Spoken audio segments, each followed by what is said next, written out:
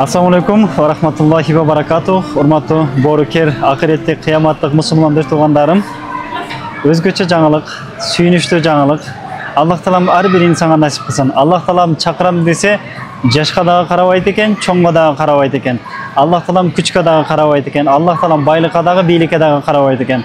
Аллах таалам өзүнүн фазлы карамы менен, Аллах таалам өзүнүн мээримдүүлүгү, ырайымдуулугу менен мүмкүнчүлүк берип, сүйкүмдүү пайгамбарыбыз Мухаммад алейхиссаламдын кабырын зыярат кылганга жана Аллах таалам өзүнүн ыйык Кааба үйүнө барып, ошол жерде умра амалдарын кылып келүүгө, ушул Умар карыбызга Аллах таалам мүмкүнчүлүк берип отурат. Биз ушул убакыттан пайдаланып, ушул сүйүнүчтү, ушул кубанычты, ушул мүмкүнчүлүктү, ушул чакырууну Аллах таалам ар бир пендесине берген болсун. Келечекте ушул Умар карыбыздагы тарыхта аты кала турган, дүйнө жүзүндө тарых жарата турган, бычакка сап боло турган, элдин керегине жараган, элдин ишеничин актаган, элдин сыймыгы боло турган, Аллах тааламдын рахматына, мээримине, ырайымына бөлөнгөн сахабалар сыяктуу өмүрүн, малын, канын, жанын Алла жолуна арнаган, бүткүл ааламга дин таркалышына себепчи боло турган, дүйнө жүзүнө аттын кашкасындай таанымал аалымдардын катарын толуктаган аалым болсун иншалла. Келечекте ушул Мадинатул Мунавварада медреседе сабак бере турган,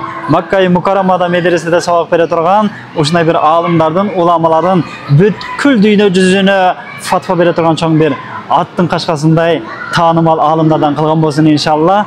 Кудай буйруса, ушул Азирети Умар радиаллаху анху Кудай адилеттүү, элин атпаган, элин сатпаган падышалардан болсун иншалла. Кудай буйруса, умрага даяргерчилик болуп атат иншалла. Биз баарыңыздарды чакырабыз. Кудай буйруса, 16-сентябрь умра сапарына жөнөп кетебиз. Кийинки сафарыбыз октябрь айында. Ассаламу алейкум ва рахматуллахи ва баракатух.